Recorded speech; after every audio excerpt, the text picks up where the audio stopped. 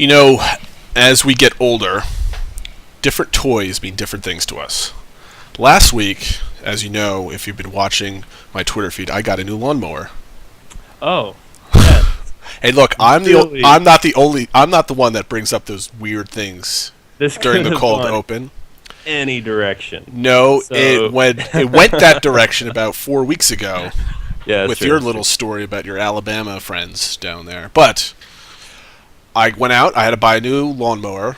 It's awesome, and it cut the grass really good.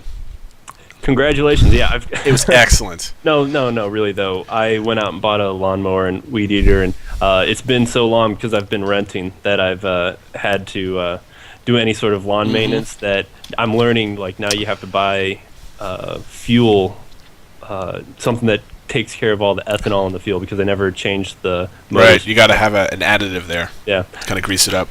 Hooray! This is why I play video games. Well, my lawnmower cost about the same amount as a decent graphics card, so I was like, huh. But I didn't even blink an eye because I didn't even consider that. 4 years ago, I'd be like, what? Today's like, yes, it's mine.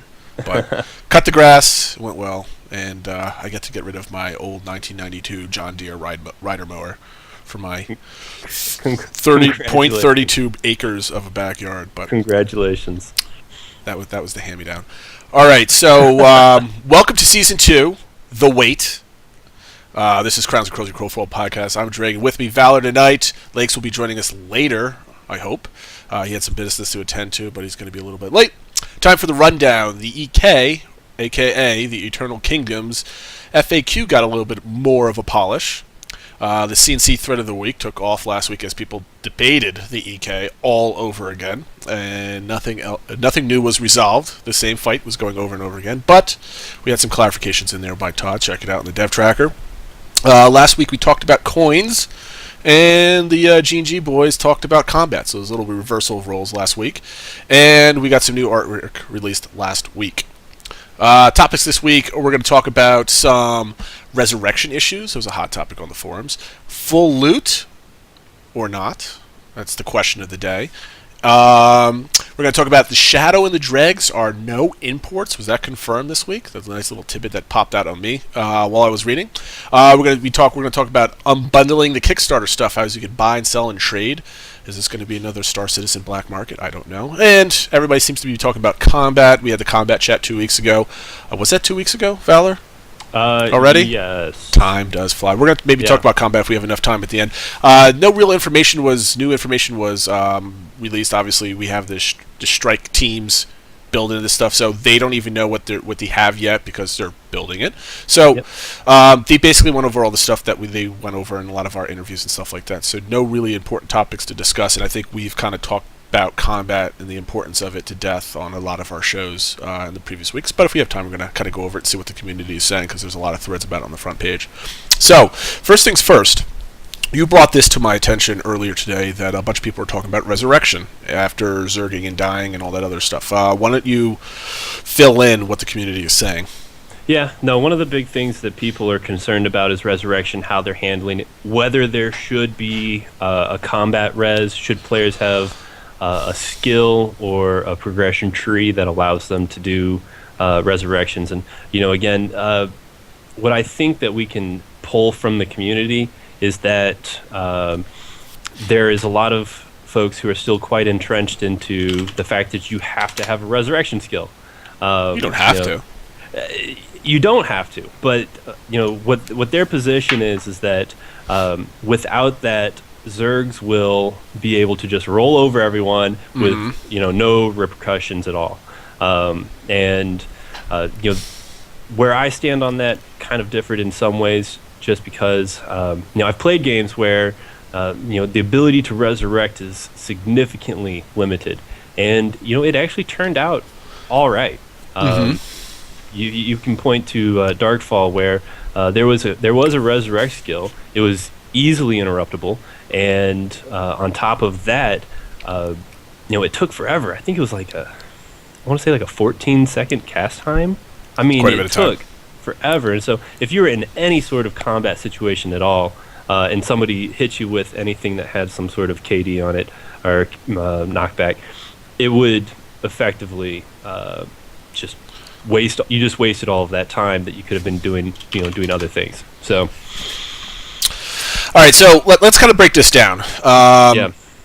I guess the simplest question to start is: should there be a combat resurrection point spell in Crowfall? Personally, I don't see why not. Sure, a lot of games have it. As long as it's not some kind of like mass res spell where you're resing everybody on your team, I don't really see an issue with it, even if it was instant cast. As long as it had a long cooldown, Yeah. I'm good to go on that. What about you? I'm okay with a resurrect skill. Obviously, significantly limited. I don't want to see combat resurrections. I don't want to see a big fight going on and 3 guys in the back just resurrecting everybody with half health. Well, I mean, what if it's like you can have the 3 guys in the back resurrecting people, but it's on a 5-minute cooldown? Still no, because then everyone will just be forced to take a res. I mean, that comes down to how. Yeah. Okay, let's. This is more.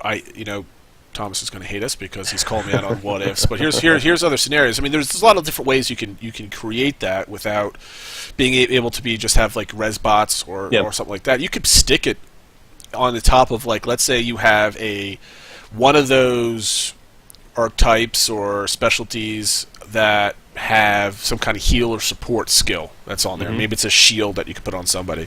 And let's say that shield skill, whatever you want to call it, has 150 points from 0 to max. And the last 20 points of that skill take 3 months to train or something like that. Kind of use Eve as an example, some of their upper tier skills. What if once you hit that 120 point or 150 point, you get the resurrection effect on it? So in order to have res, you have to have a dedicated portion of your class for it, and it takes 3 months at the very end to unlock it. Yep. Not everybody's going to have that. 3 months from now. Well, I say 3 months from now. 6 months from now. In 3 months, everyone will realize how OP that is, and then 3 months later, everyone. What if it's on a 10-minute cooldown now too? It's once per fight, essentially. Let's say the devs wave their hand and the dev magic dust over everything. You can use it once per fight. That's... And he uses all of your hot bars. And he uses... Okay, I mean, keep sweetening the pot. Come on. Keep sweetening the top. You know what? You just don't want people coming back to life. Yeah. You know what? I think that with a 10-minute cooldown, that actually changes things. If it causes the person casting it to sacrifice an equal amount of someone else being in that fight. What it is you're finding the balance. And, in everything in gaming, you have to find some semblance of balance. And it's not saying everything has to be equal. But if something's OP over here, you have to have something OP over here. So, when you have a resurrect skill like this, and you want to incorporate it without allowing people to abuse its existence, because you think about resurrection, and that's a pretty rare occurrence. Sure. That's where I would say that either you make it on a timer long enough that it is a rare occurrence, or don't have it at all. But even with that, people will take it. What if to cast it you had to have a reagent that was very, very expensive? Again, if you go like based 5 on VIP. It can't be based tickets off of time, longevity, cost. Eventually, that will be broken. You have to pay Crowfall $60 to cast a res spell. Look, I mean, pay to win. Right. Boom. There it is. So let's go beyond combat res. Let's just say that there's. Okay, you got one more point. Yeah, no, I'm not. I'm gonna transition this into the next piece. Okay. To do a combat res. I don't think it should exist in any way, shape, or form. Just give it an interruptible timer, make it take a long time to cast, and if people want to handle that, you know what, let them handle that. But it should be inconvenient, horribly inconvenient. And then after that, that's when people started getting into Downstate. Yeah, I mean, did you experience that in Guild Wars 2 for a little bit, didn't you? Yeah. Oh man, talk about the most annoying feature I've ever experienced in a game. You could kill somebody, and then you're going around killing other people, but because nobody went through and took the 3 seconds to finish that guy, he just, comes back. Yep, sure. Oh man, talk about frustrating. And then they had these other skills that if you get down, then you could, automatically come back after so much time. I mean, it was just a completely horrible system. I would hate to see that in Crowfall in any way, shape, or form. You kill them or you don't. Okay, well, let's. I mean, like they also mentioned in the EKFAQ that there is PvE in this game. Yeah. So what about res points? How does that work? So you're out there in a mine and some badass monster drops on you and you die, or you die from starvation or something like that. Yeah. How far away do you have to res? Do we have like player made camps where that's your res point that you can create? Do we have nearest bind points? Do we have? Well, I mean, what do we do? So I believe it was Tesso. Was it Tesso or Final Fantasy? One of the two. Either I believe it's Tesso. That they had these forward camps that players could build. That was ESO. Yeah, and so the players would build these camps, and then they'd abuse the crap out of them. I mean, just blatant. And you couldn't really control it. I mean, now you're creating circles where you can't place, forward points and stuff like that. I say, you know what? Let players have. There will be a default reset somewhere in the map. That you can respawn at. Allow there to be one guild-based respawn point, and that can be either their castle, keep, right. Wherever they drop their little stone, and let it be attacked. Let people destroy that respawn. Do it. I mean, that's have cool. fun with it. And then, then on top of that, give players. This is what they did in Rust, and I believe there's another MMO, but I didn't play that one. Give players the ability to drop a respawn. Whatever it might be. And, in Rust, they did it with the sleeping bag. You could drop a sleeping bag wherever you wanted, and you'd always be able to recall to that. But players could find those and kill those. So it's never a permanent thing. And then you get to balance the issue with people killing themselves so they can pick where they want to go and, try and teleport that way. I think if the balanced death where you have a decent amount of equipment damage, a little bit more so than you would find in maybe like a World of Warcraft or something like that, might prevent those kind of silly mechanics. Here's what I'm thinking. Like, if I ever was making, whether it would be a hardcore PvE or PvP game, where I wanted exploration to matter, of course you build this map and you're exploring, you're going to push the Outer Realms. You're never really too worried about death, because if you die, you spawn within a 2 or 3 minute walk of where you were, depending on mob spawns and that type of thing. What if you have only one bind point that you can have, and every time you die, you always go back to that bind point, no matter what? Mm-hmm. Now, if you wanted to make a close-by bind, you use like a 10th thing, like ESO that we just discussed, you actually have to build a structure to resurrect in.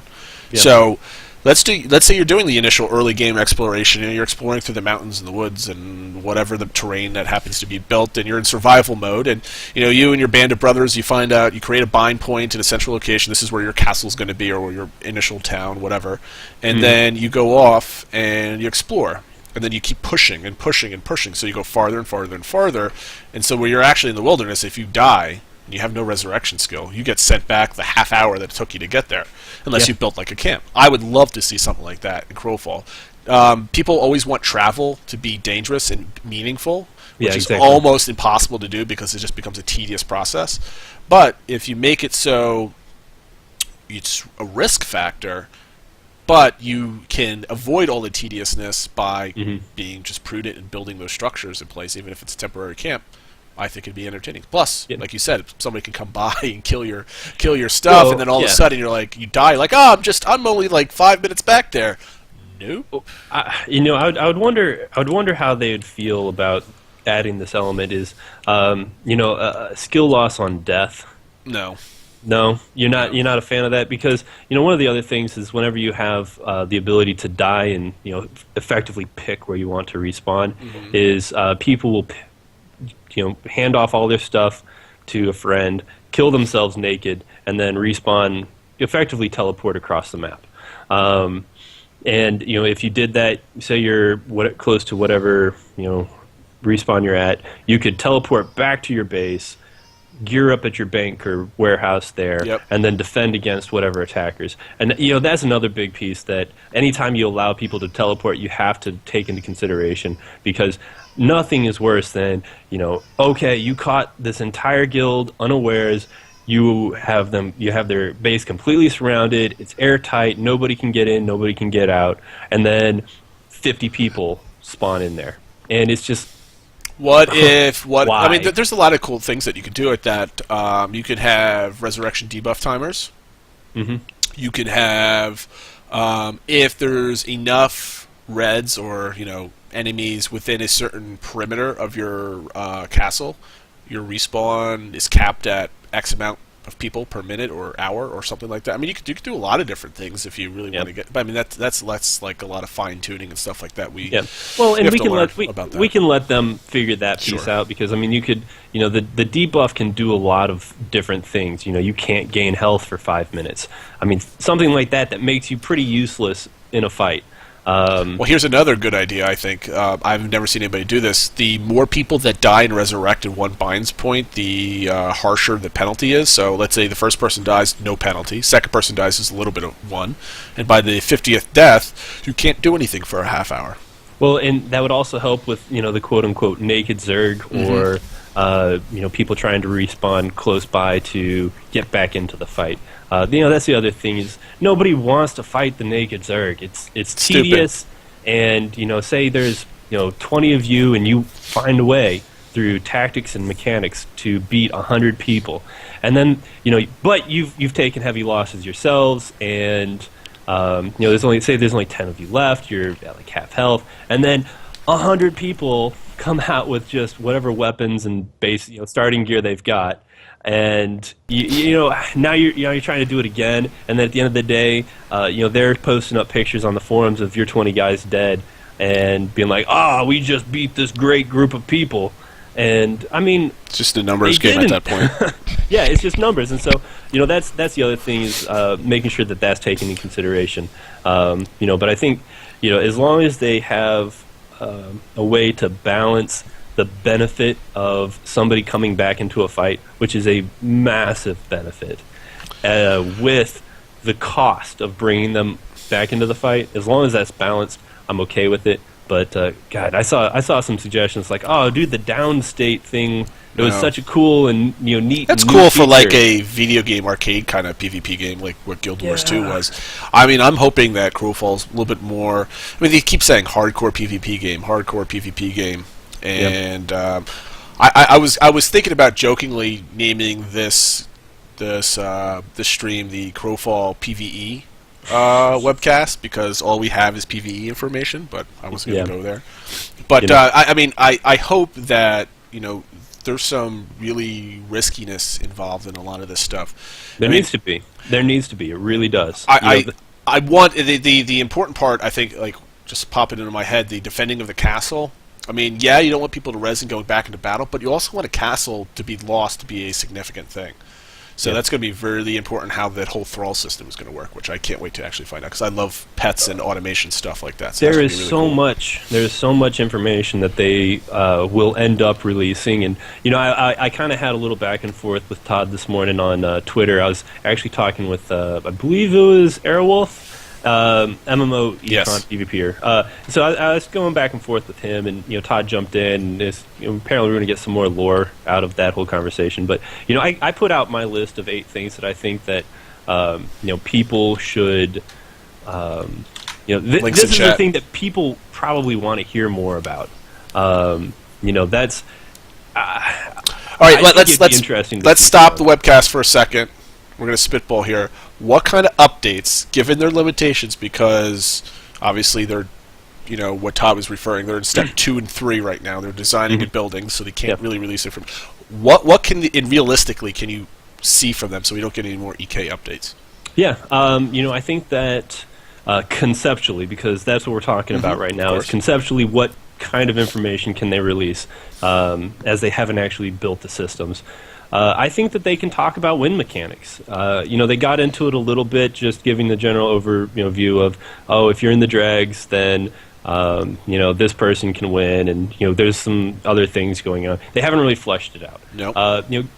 Maybe they haven't fleshed it out though. Pick a band. Pick a campaign type, and just say, hey, here's going to be the win mechanics for this campaign, and how we see people going into it. And on top of that, this is another point. I'll just give you my top 8 of things that I think. 8? I had 8. I tried to do 10, but Twitter only not 7, but no 8. 8. All right, 8 is great. 7, 8, 9. The starting rule sets. They're going to put out, I believe, the dregs and one other campaign type. This kind of their progression. Was it Dregs Faction Guild?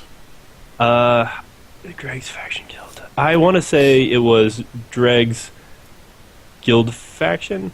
Oh, I'm not in any particular order, but I don't think it's necessarily been promised. So whenever I start talking, I've gotten called out a lot. Just like, you're not a dev. You don't speak. Look, to them. sir. And I'm like, I'm not trying to speak to them. I'm trying to give you guys as much information as I have. Look, friends. I spend a lot of time. But let me. Okay, go ahead. Yeah. So, win mechanics, give us some starting rule sets. Hey, what do you guys going to start the import export at? Let's just, go there. Campaign fealty. I think that's a system they can say pretty, confidently. I don't think they have all that kind of put together yet, though. There's a lot of stuff that they would probably like to do. I don't know if they have the mechanics down yet. It's still mechanics aside, they can say, in my opinion, they should be able to say, we expect to allow guilds to use a fealty system to ally within a campaign. I think that's something that they can say, okay. Oh yeah, this is going to be in game, or this isn't going to be in game. Going back to one of your points, another of my suggestions is building maintenance within campaigns. What is it going to cost to maintain a building in a campaign? That's something that is, it can be tweaked. But they can say, oh yeah, thralls are going to have a in-campaign maintenance cost. Sure. That will be coins. And we're like, wow, now coins have an import in campaigns, which I'm still not a fan of. But the other thing they can get into, the party system ties into the fealty tree. How do parties group up? Sure. What do they expect there? The guild UI. What sort of features are they going to have for guilds? And then... See, I have a problem with your list. Okay. There's a lot of details. I mean, it's a great list. I would love to know about it, but I think there's a lot of details there that you don't even know what they're going to do yet. And send anything. I mean, here's a couple things I would like to see. And this is, if I was part of their marketing team, I would tell them, say, look, you guys got to start fleshing out the EK. It's like, let's start talking about let's talk about something different, because you've had like 3 weeks worth of EK updates, and I say you have 13 archetypes right now. Start talking about archetypes. You don't have to talk about, you can throw out a little bit of lore if that's going to make your writers happy. Yeah. But talk about where did you get the idea for the archetype?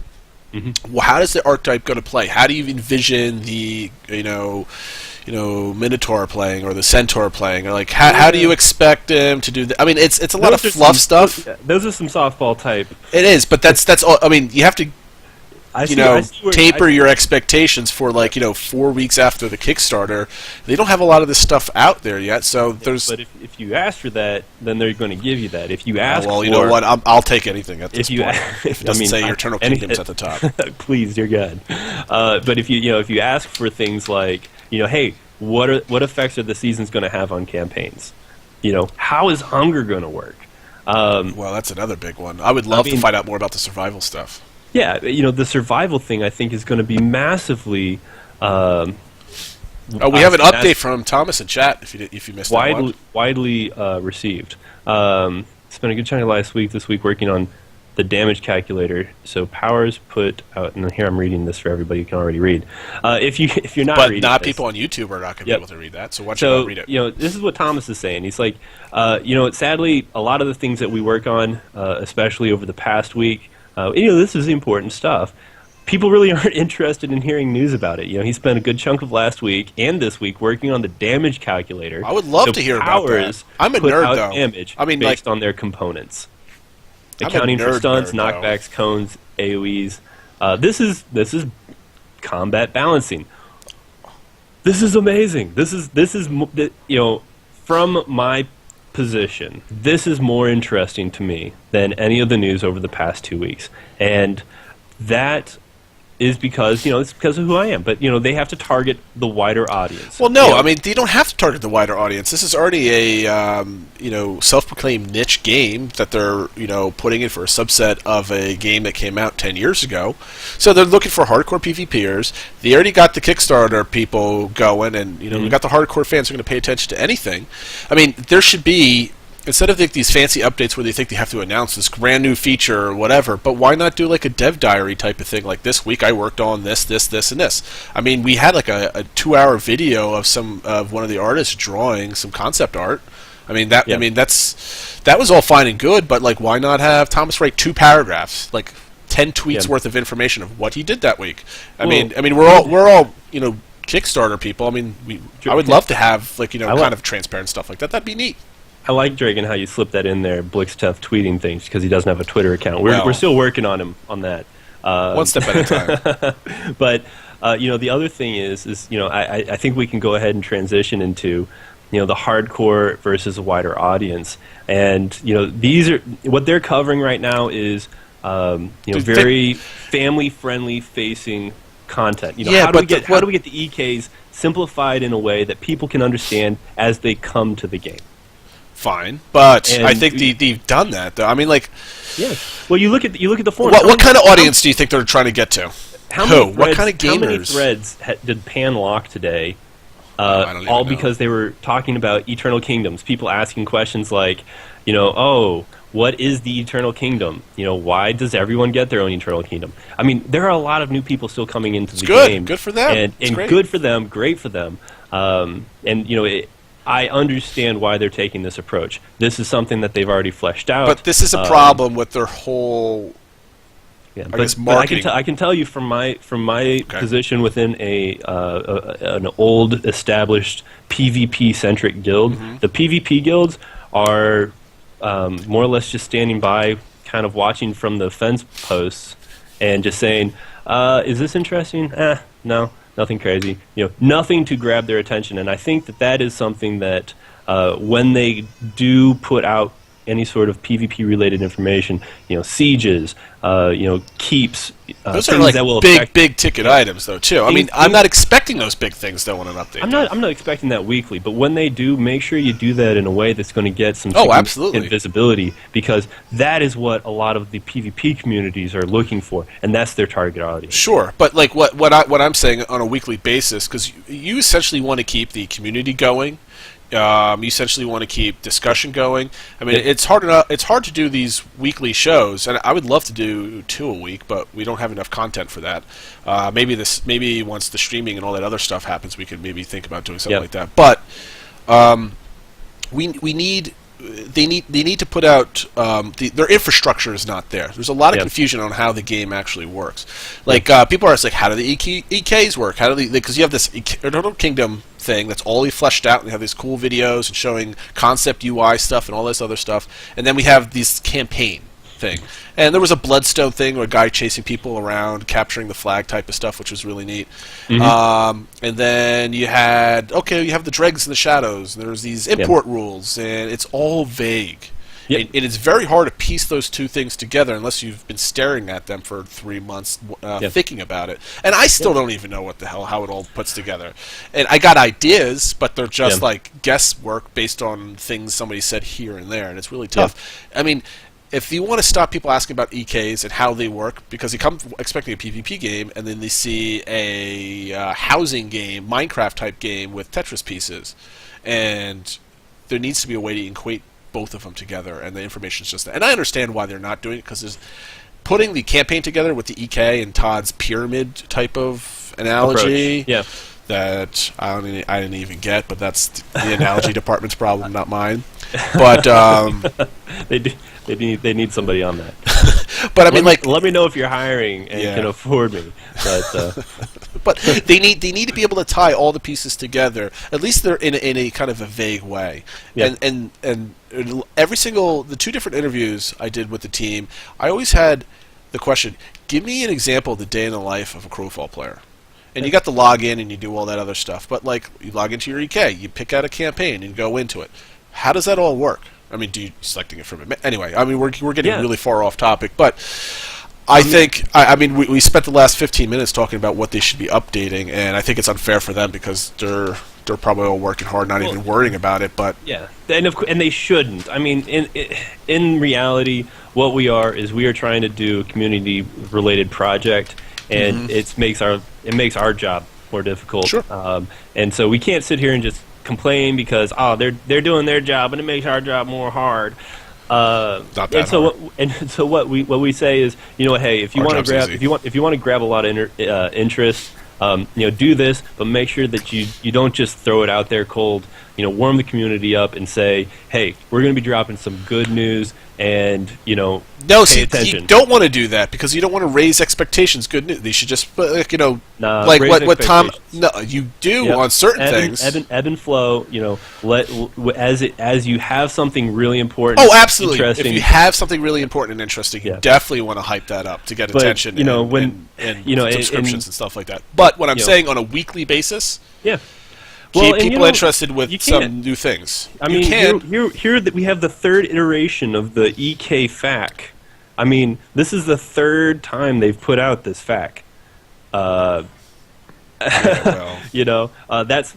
speaks for itself. So, but the 4 lines that Thomas is having a conversation in chat right now about combat, and it's nothing like earth-shattering, or it's just like, today I'm working out how stuns work and how things combo together and how damage is calculated. I want to get the other Thomas on the show because he actually deals a lot with the engine and be able to talk to him about capabilities of that engine. I mean, he actually talked about that some at one of the events that I went to, and that's wildly interesting. People would love to hear about that. Why not have an update from him once every 2 weeks? And what did you learn that Unity 5 could do this week or this month or something like that? And write a paragraph. I mean, we don't need. See, that's the one thing that people that aren't used to writing articles or kind of publishing that type of stuff. Is like, when I started off with the whole fan site thing, I was like, oh yeah, you need a 2,000-word article. That's great. You know what? Yep. People never read anything past the 3rd paragraph. You get lucky if they make it past the break, okay? So, I mean, if you can have an update with a nice couple, 2 paragraphs of what you learned, some kind of tidbits. We just need, tidbits that you can, every couple days, like twice a week, Tuesdays and Fridays.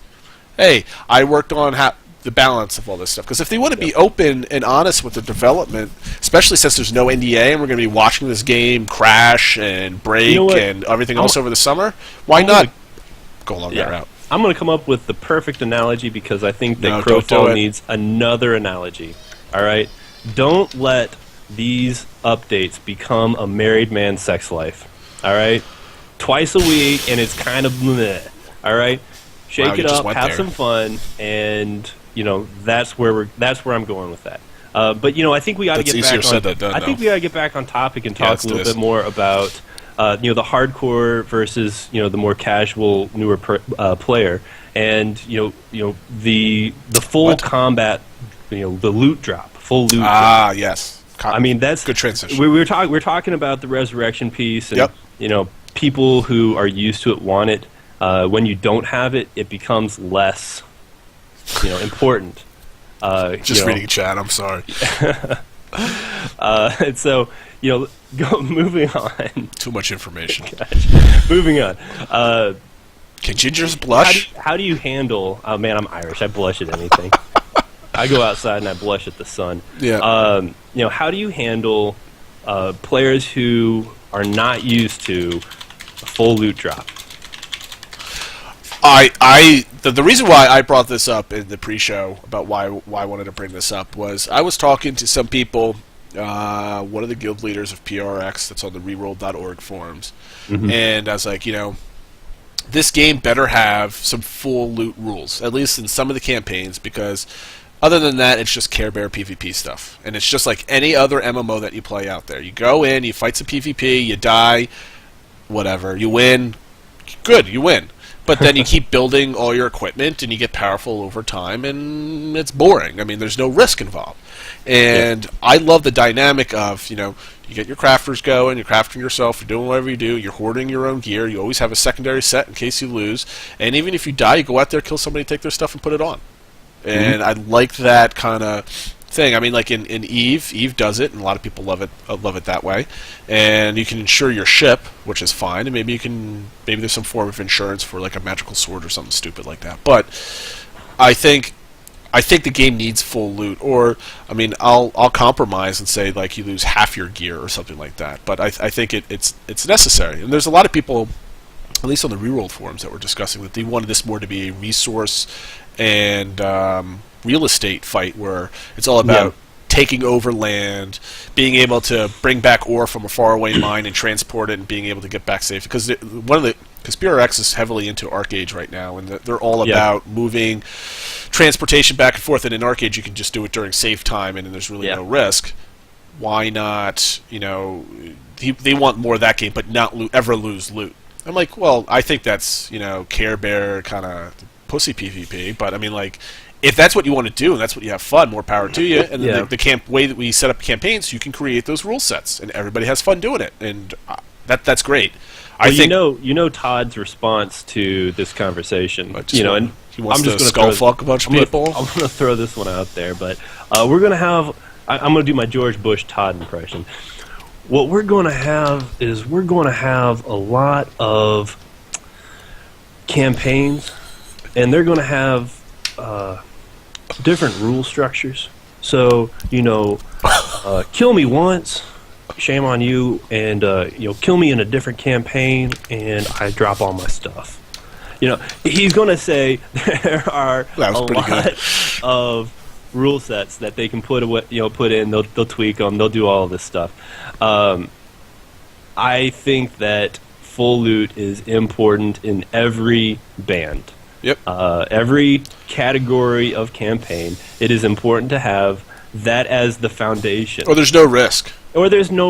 And sadly, people who are focused on their eternal kingdoms are going to go into campaigns with as little risk as possible, and say they need the most, expensive, valuable, resource. Mm-hmm. They're going to go into the campaign with the least resistance, the least risk. The travel rings. Yeah, don't let them. Don't hold their hand. I mean, like, this game's about accumulating gear and saving it and building it, and it's an expendable thing. You should be expecting from day one to lose stuff. So therefore, you're not really attached to your full set of epic gear that's all gemmed out and enchanted and all that other stuff. You might lose it. And I think people should be expected to do that. Yeah, so I think we're both in agreement with the whole full loot thing. Yeah, and I think that even Lake would 100% agree, because again, PvPers are looking for this kind of game. They want a game where there is risk. And when I was playing Darkfall, it was fantastic, because when you get out there and you're out there with your 4 or 5 guys and you just want to go do a little raid, and you see someone, the first thing that happens is you get that adrenaline rush. Am I going to kill somebody who just has been farming for hours and hours and hours, and I'm going to get all this awesome stuff? Or is that just the scout for a larger, 30, 40, 50 people, and I'm going to go attack him? Is it, we've done decoys before, throw the bait out there and wait for someone to go and attack. Mm-hmm. Sure. And there's so much adrenaline and excitement that factors into that, and people don't get to experience that readily enough. And so, just push people into the deep end of the pool and let them swim. And some will sink. They will. It's inevitable.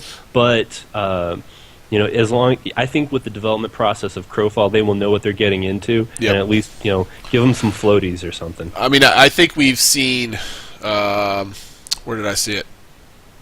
I could have sworn there was a Eve meets Game of Thrones comparison somewhere. I mean, that's their core right there. Let's take a break real quick. Let's say remind everybody, get Gamefox. Find the link right below Twitch. Join the conversation. We talked about a lot of the stuff that's being discussed in the forums. Jump in, share your opinion if you like.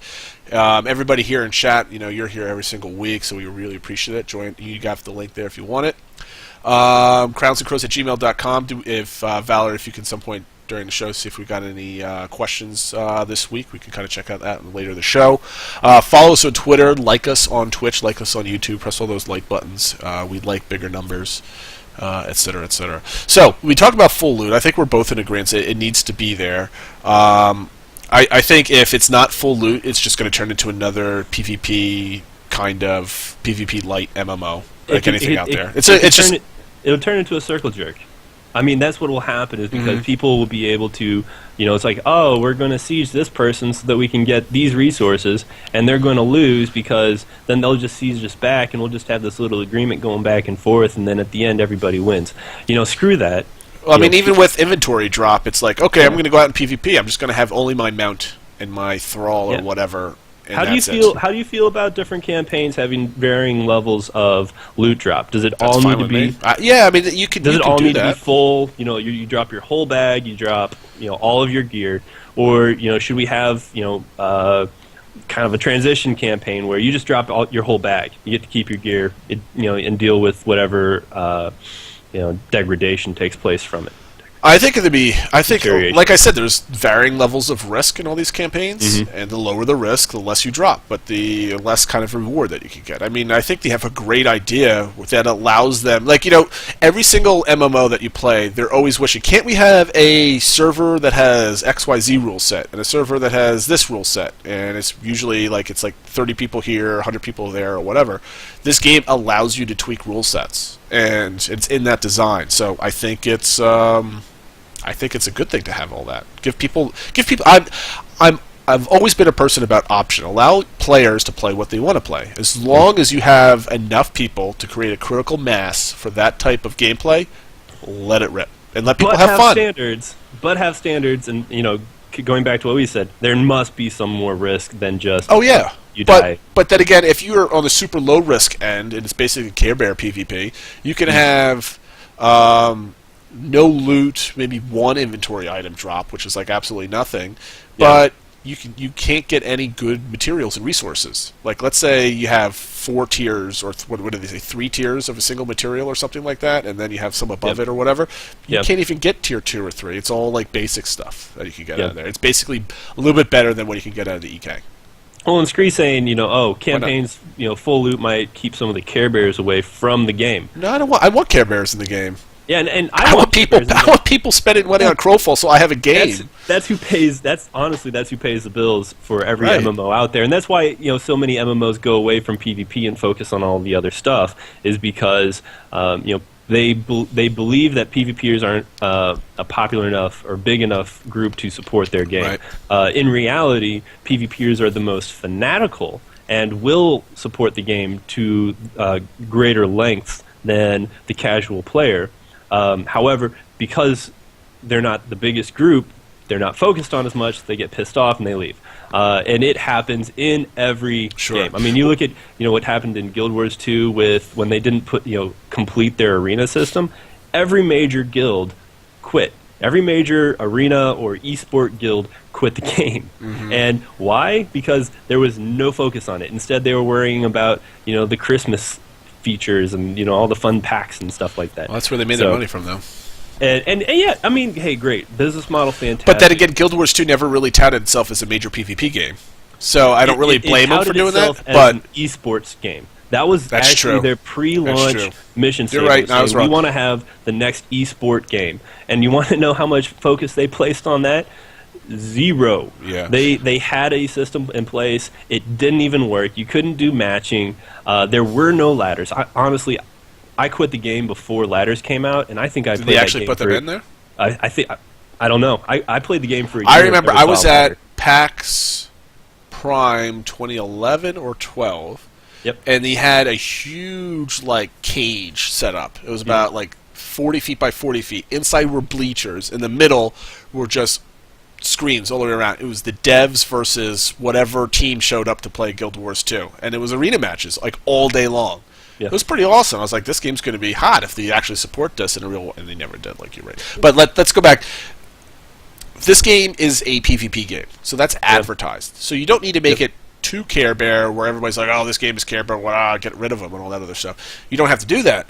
What you can do is give the people that love PvP, but don't have the time or the skill to really want to compete with, because a lot of people love the PvP, but they don't like hanging out with the guys that can jump around them 300 times and headshot them and then they instantly die. So they want to be with their own crowd, so to speak. So let them do that. But because you go into it knowing that if you don't go to the ultimate risk, you're not going to get ultimate rewards. So if they're okay with in the lower end of things, lower risk end of things, so be it. But they'll never achieve greatness. They won't. Yeah, exactly. It's fine. And that's what they addressed a little bit in their Q&A, is that the most valuable things will be in the highest risk scenarios and campaigns.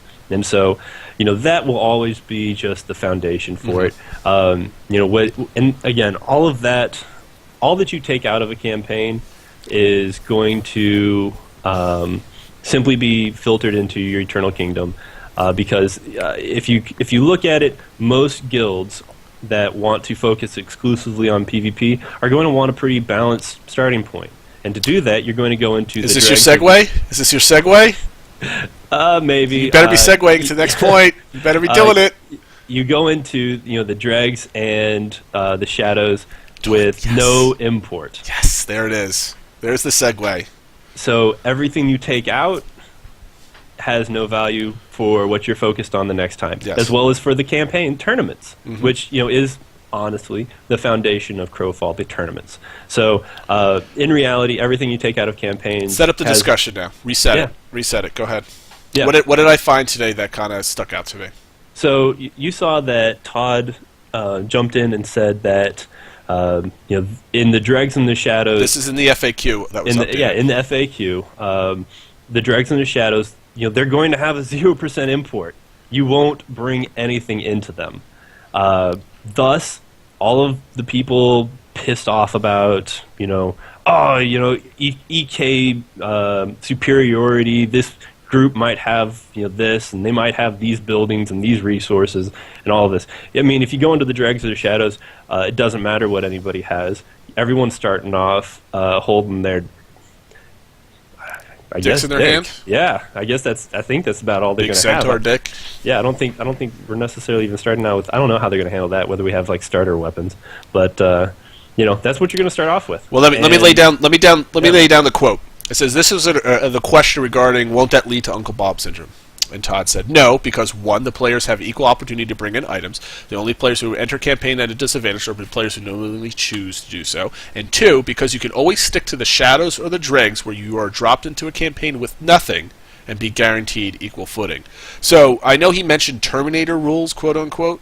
So, is this a misspeaking quote here, or is this true where the shadows and the dregs are essentially Terminator Rules 100% of the time? I think they're going to do Terminator Rules 100% of the time. I don't mind doing that either. I think that is because of the value of resources in those campaign bans. I think that as campaigns become less dangerous, or there's looser restrictions on what you can bring in, they're just going to have tiers of resources, and it'll be tier 1 of the most common resources you can find in EKs and the the outside bands of that circle.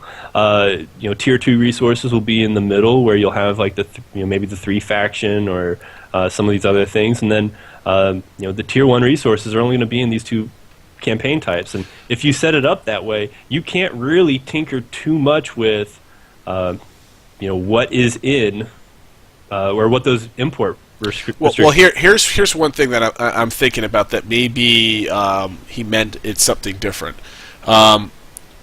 Maybe he meant to write, because you can always stick to those campaigns in the shadows and dregs where you can't bring anything in. Maybe he didn't differentiate it. But to me, it reads as, because you could always stick with the shadows and the dregs where you're dropped in the campaign with nothing, because it's hyphenated. It's between Keegan and the chat just quoted it. It seems like he's reinforcing that all those are doing that. So I think that's an interesting... That's basically the only thing that we learned this week that was something that didn't have any clarification. So basically, what you and me are going to be playing for 99% of our time is going to be, we don't care about the EK because you can't bring anything in anyway, so what difference does it make? Unless they change rules for tournaments, and that's where you're going to have to start scrambling. Now, here's another thought, though. I'm sorry for interrupting, but let's lay this, and I'll allow you to comment on any of this. Go ahead. I am kind of sorry. If you can't bring anything out, or maybe you can bring something out of the campaign, I don't know, but... You should be able to bring out. You just can't take it. Okay, so then you're going to have... what I was going to say is you can't really bring out that much, and you're constantly playing those things. Will you be prepped for any tournaments that might allow stuff to bring in? But I guess if you can stockpile a whole bunch of stuff, you should. Well, and that's the thing is, you can't bring into the campaign, but you can bring everything out, and that's kind of the balance there. I think that the big thing is that depending on how the campaigns play out, and again, we're talking campaigns, in my opinion, being the last piece that they work on, because the biggest piece. It's the most important Hopefully. piece, but and I don't think they should release this game to the public, a full launch release.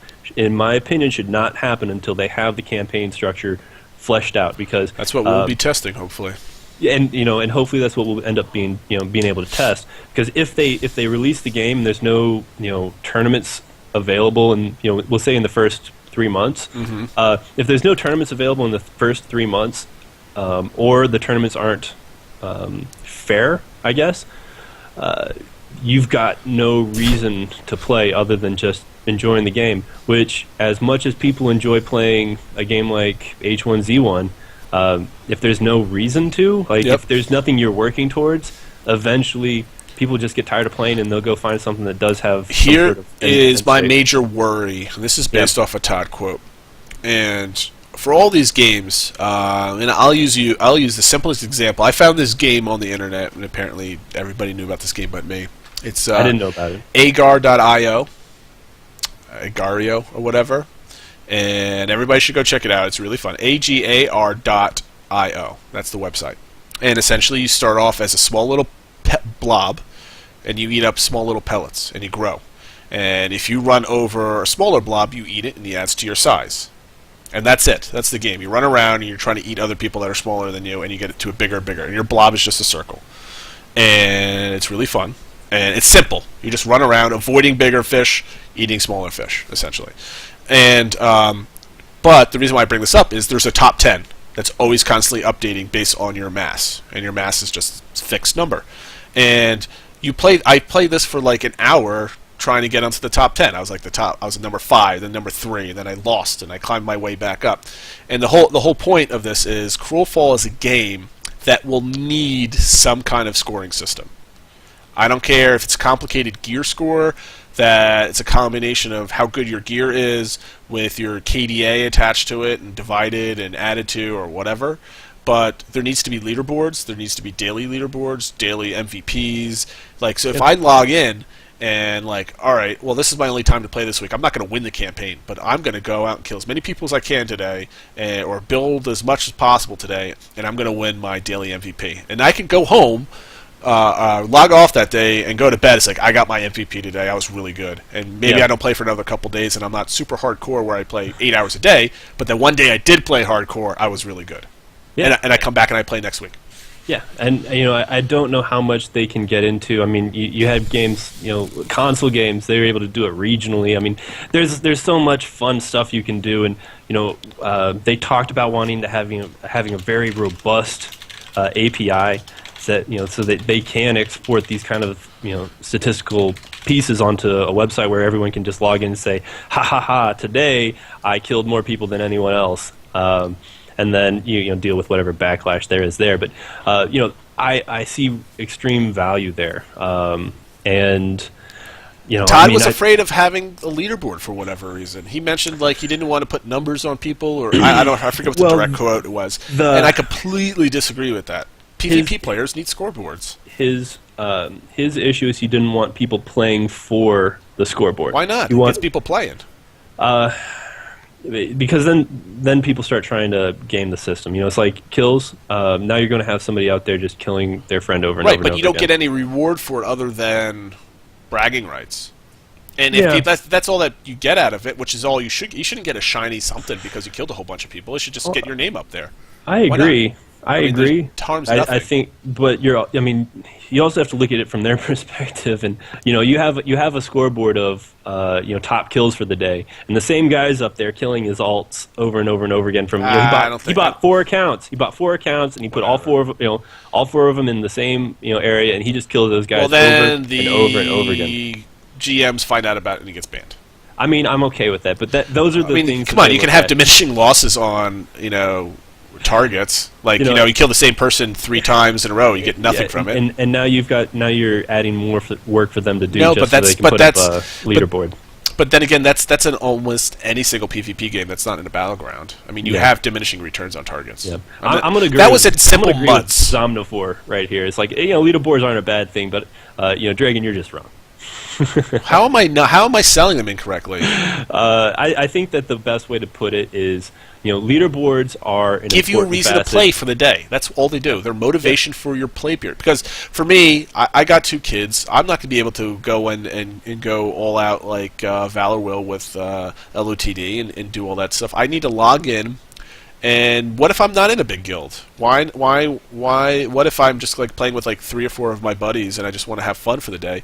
If it's all about just running around killing a bunch of people and then logging out for the day, I'm going to lose.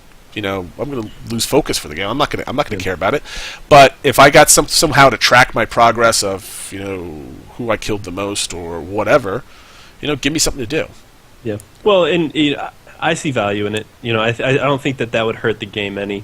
It's just like an ancillary type of deal. I think that the reason Todd had a problem with it, and where a lot of people have a problem with it, allow people to focus on the actual game. Sure. And don't just throw this stuff out there that is meaningless. But again, it gets people playing the game, and it gets a lot of activity out there too. There's two sides to that. If you get everybody focused on the game, winning the campaign, what about those players that don't fit into the paradigm of some of the bigger guilds, and they're on the losing side? You're going to just lose people because there's nothing to play for on a daily basis. It might be fun. The initial rush might be great and get everybody in, but afterwards, whatever. Yeah. And Thomas with the update. Excellent. Tweet that out, somebody. Man. All right, well, hold on. Milt's been waiting all show. I thought he was just kind of hanging out in Gamefox, but he has a point. Milt, I'm going to bring you on, so get ready. Make sure your stuff works. Go ahead. You're on. That's a failure right there. He was asking me in chat, and he was ready. Is he watching TV still? All right, we're going to mute you back there, bud. I'm going to open up a message here. Tell me when you're ready to go. And we'll go on. I guess we got Keegan in here. Let's bring him in here. See if he wants what he has to add to that. Keegan, you're now on the air. Go ahead. Does nobody have their mics ready? Jesus! If you're in the lobby, expect to be brought into the show at any single time, and be ready to go. It's like the radio show. All right, we're gonna drag Milt's ready again. Here we go. Are you ready there, bud? No. I am. There you go. Finally. What did you have to say? What was your train of thought that you're about to lose? Hello? Am I speaking? You are speaking. You are speaking. Am I speaking? Oh my God. All right. What the? All right. There we go. Bud, you can type me in chat what you had to say, and we'll bring you back on there. Maybe I know my mic is working because it's got the little mic icon flashing. Yeah, no, I was lighting up too. So. Okay, we were there. Yep. All right, Keegan had a mic test. This is the worst show in the world. Okay, one more time. Man, go ahead, Keegan. How we doing? All right, doing there well. he We're gonna is. have so many people pissed off about this. Oh, why didn't you have this all figured out beforehand? Yeah. Go ahead, buddy. What do you have to say? I had to mute this because I got kept on getting kicked back to the lobby. How you guys doing? All right, Doing what's well. up? All right. You guys were touching on something. I picked up on the exact same point on what Todd mentioned about what happened in the dregs, and the first thing I thought of was how that means people are just fighting for nothing. They're not getting anything for it. How they're just... all the people that are taking the most risk are getting none of the reward. It's like, who cares if they have all the rare items if they're not going to do anything with it? So what is their motivation? And I don't know where they're going to go with it, because if 90% of the people in the dregs aren't going to be in the EK, then it kind of screws them over. Now you guys were talking leaderboards, and I was wondering, what is everybody's opinion on turning those resources into a type of leaderboard? Like, I'm all for gathering all the gold and the diamonds and all that stuff, and you're the only one that takes 100% of it, really would be a huge accomplishment. That would be like a proof of worth. It's not just take it, and you could sell it eventually, who cares? But that would be a huge factor. You're not just taking resources and going, I guess I won the dregs, I guess, but now you have something to show for it, because you're always like, maybe I'm the top gold guy and another guy's the top ruby guy. I like that. That's fine. Something. I mean, like, go ahead, Valor. Yeah, and I think this goes back to them wanting to have a robust API. If they're able to do it, and if they're able to track resource collection, if they're able to track set a crafting point scale, whatever it might be. I mean, you could have a lot of fun with it, and you don't. I mean, they don't even have to really worry about where all that information ends up. Just if they dump just it open on a up, little website somewhere. yeah, and let players organize it. They'll do it. I mean, Sure. really. API is easy to do. I mean, there's plenty of people out there that'll take an API. I was thinking that's like so messed up for. I was really hoping Lakez was here because I know he just probably hated the update. But knowing that it's like all of that risk for no reward is just so brutal when the reality. Well, through. here's one I'm reward. A fan of both EQ and campaigns, but I thought that's so messed up to the people that just want to strictly just focus on the campaign. Well, here's two different things. I mean, if you're a player like yourself that likes the EKs, everything that you pull out of the campaign, if you're just a Dreg player, it goes directly to your EK. You don't have to worry about saving it and doing it. You can just put all into making your EK the best EK that you possibly want. If you're a serious guild person and you don't put anything into the campaigns, but you take everything out, then you could be like Valor's guild, who just stockpiles resources for that one tournament where, oh shit, now we have slightly different rules. Here's with a twist type of. Hopefully, you do that with tournaments just to kind of add some flavor to it. That's where your reward is. I mean, for the average player that's not in the LOTD, then you have extra EK stuff. Or maybe you build up some awesome set and you go try to be Uncle Bob in a low risk thing and you have fun for a month or two. So, I mean, there's a lot of different things you can do with it. It just depends on what you want to do with it, I think. Interesting. I guess you might be muted in Gamefox. Either way, yeah, I think that as long as they have a consistent way of being able to provide that information, the more they can do, the better. At least start out with some of the basics. It'll be interesting to see what they're able to actually put out. So, good conversation piece. All right. Thanks, Gavin. Okay. I don't know how my mic is muted in Gamefox. I didn't change any of the settings. I am not muted. My little light is flashing up saying that it is. Okay, so Milt said he fixed things. Valor, you talk to Milt. I'm going to see if I can fix my mic. Yeah. And hold on. Go ahead. You're on, Milt. Hey, welcome. Oh, Milt, boy. Are you there, buddy? Come on. I know my mic is working. I know mine's working. All right. All right, we'll try again next time. Okay, my mic is definitely working because in the settings, whenever I talk, the green bar goes through the roof. So Gamefox is registering some noise that's coming out of my mouth. Oh, Kagan muted you. That'll do it every time. All right. Yes, Thomas is right. I need to write a Gamefox mic FAQ. Let's touch on really quick. All right, we're about 10 minutes over the hour mark. So I think do you want to touch on the, like you said, the unbundling stuff? Yeah, let's touch on the unbundling and really quick, just the some of the stuff we've already hit, but just quick hitting topics of how many skills we expect to see on the combat bar and how they plan to handle that. They got into it a little bit on the video. We didn't really touch it, so we can get into that. Go ahead. I mean, if you've got the unbundling piece, let's just do this. Here's a quick observation. There's really not much discussion on it. Whether or not it's more of like, do you like this or do you do not like this? Basically what they're doing is, from my impression, is they're unbundling all the Kickstarter stuff. So you can trade castles and parcels and anything that you have, you can trade freely back and forth. This is exactly what Star Citizen did, where you can now start selling and trading ships and all this other type of stuff. So it's now a mini game, allowing people to buy a whole bunch of stuff and try to sell it. So there's now a market. So I'm assuming there's going to be a lot of extra stuff that's going to be purchased or purchasable in the cash shop that allows like trading back and forth. So keep an eye out for that. Is that something that you like to see, Valor? A little mini game here with the buying and selling of this stuff, or you just not care? You're happy with what you have? Yeah, I mean, I like seeing it just because it it's a business model that Star Citizen had somewhat pioneered, and it was successful. And for me, somebody who wants Crowfall to come to fruition, I mean, it's important not just financially for my support, but also because I feel that this round of MMOs has a real chance to bring the industry back to what made it what it is today. I want them to do things that work, and it worked for Star Citizen. It seems to be working for Camelot Unchained. Shroud of the Avatar, I think, has their own version of it. Guys, go for it. Have fun. I gave you everything I got. Yeah, I mean, I'm like, if it makes Crowfall money, I have everything that I need. I don't need really Yeah. I'm not one to spend money on cosmetic stuff when it's really expensive. That being said, I own like a ton of skins in League of Legends and all that other stuff, but still. I think it's a great idea. It just basically it creates a better business model for them. And combat, we'll hit upon this real quick. Hotbars and abilities and that type of thing. I like.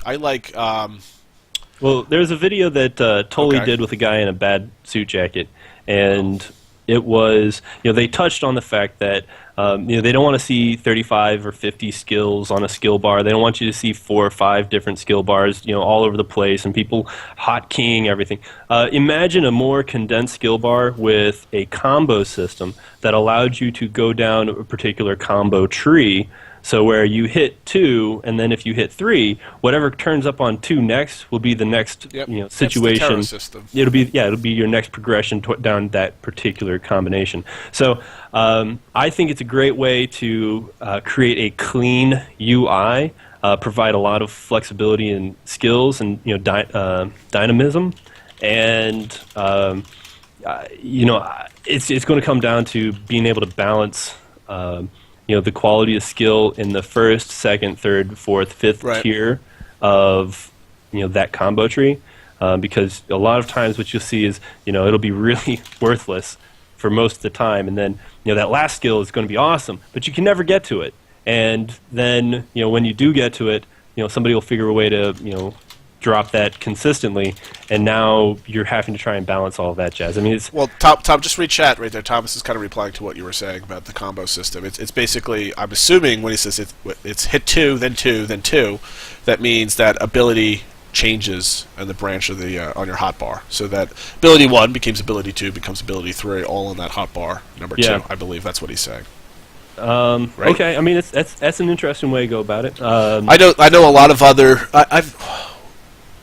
I want to say, I'm trying to remember what game actually had that happen in, and I can't recall for the life of me which game. Was it DCUO? Because I haven't played DCUO in about 3 or 4 years. I don't remember if it was DCUO. I remember Age of Conan had a little bit of a combo chain. But that was a weird one. It was different. There's nothing absolutely wrong at all with the 2-2-2-2. I mean, it's the same thing as doing 2-3-2, 4-6. It's just putting it all on the 2 key. Here's one thing that I really liked in Tera with their combo system, and hopefully Thomas is paying attention to. You can customize your combos. So if your main attack combo was ability 1, 2, 3, and 4, that might not necessarily 2 needed 1. You can chain them together so that one combo key, which is in this case is Thomas's spacebar, in Tera was, I forget, whatever it was in default, R or something. You could hit one ability, and then if you hit R, that second ability pops up if it was available.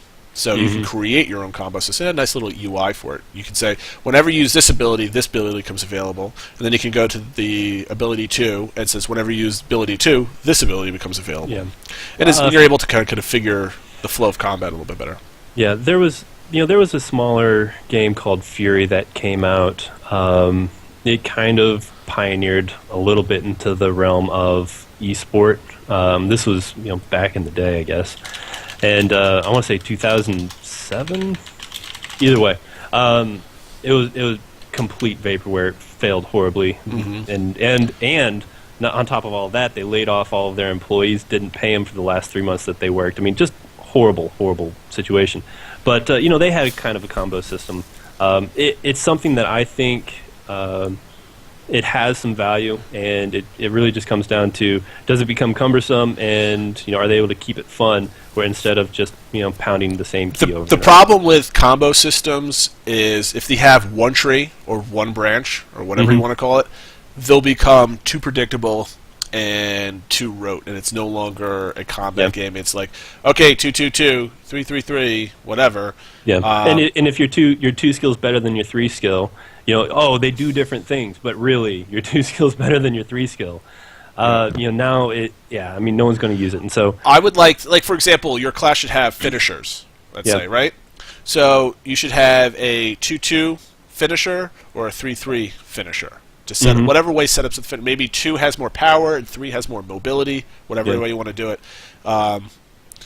I'll see now. Thomas is coming into chat now. He's saying that Well, a and better he's example talking- would be yeah, he's Onslaught talking- 1 to Onslaught 2A or 2B Yeah. or 3A or 3B, which is good. I'm Yeah. happy that What are you able to explain? How you choose that? Is that a pre-fight? Based off of how you build your character, it goes to 2A, 2B, 3A, 3B, or is that you hit you hit your that skill, and then you get to choose somehow between the two? Because that's for me is being able to adapt to whatever your scenario is with your skills. the less buttons I have to press, the happier I am. So if I could put everything on 5 keys and maybe 2 separate side keys on my mouse, I'm happy. Yeah, I just don't. I don't understand how the system works completely yet. If they only had dev diaries. And so here he gets into a little bit, undecided yet how they're going to decide. Disciples or runes. Or Yeah, whatever. I mean that's all a great system. How you go to 2A to 2B, and so what it does sound like though is that it'll be a predetermined thing based off of how you build your character, and so there won't be a skill selection. I want Onslaught 1 to turn into this because I'm in full damage mode, or I'm trying to get the hell out of here. I need Onslaught 2B. So that's more of what I'm talking about is. Are you able to choose the path your skill goes down based off of other factors? I mean he's talking about button presses. And, Yeah. and what I would like to see is if I trigger ability 1 that opens up whether I could use ability 2 or 3.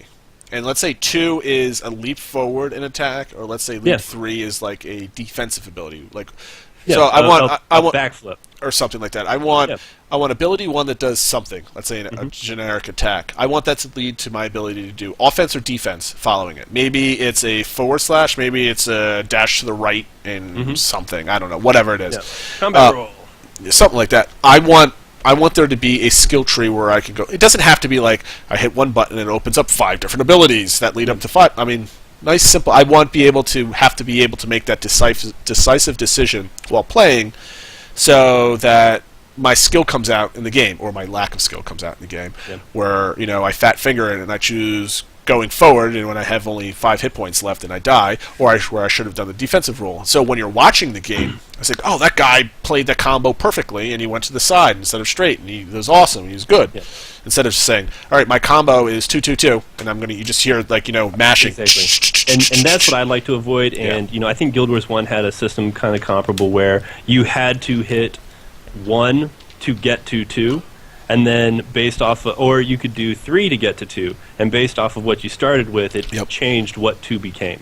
That's kind of the system that I would like to see, but what it is beginning to sound like is that they are going to make your decisions count, and you will pick the progression of your... Well, that's just upgrading the skills to do different things. That's what I got from what Thomas said. But I've been playing the Korean game Echo of Soul. And it's got a little simple combo system to it. It says, you have a bunch of abilities that can only be used if a condition is met, which is basically, if you proc this skill, you can use this skill.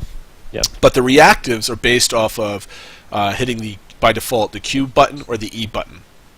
So if you press Onslaught and you go and you do whatever it does, let's say it opens up 2 abilities, and you have 2 predefined combo buttons or whatever, Q and E. So now you hit Q for effect 1 or E for effect 2 in that chain. And those abilities can open up to a double chain also and further down the progression line if you want to get that complicated. Yeah. Yeah. So, did you I think that Thomas did a fantastic job kind of clarifying a little bit is that the A version of that skill is triggered off of a particular So it is branching then. Okay. And then the B version is off of another. So That's you literally exactly what I just said, but yeah, different exactly. buttons. So you hit mouse button 4 and it brings up whatever your... Exclusive content on Crowns and Crows tonight, gentlemen. Yes. Yes. Only if you were in chat, though. Watch us live every Tuesday night at 8:30. 2 seconds worth of information, and fantastic, because... This is going to be top... you know what? I find it funny because when we have absolutely nothing to talk about and we kind of create a conversation, we go for almost an hour and a half on our show, especially when Lakez isn't here for some reason. I think the other show when Lakes wasn't here, like 2 hours long. We get freaked out by him just staring at the camera.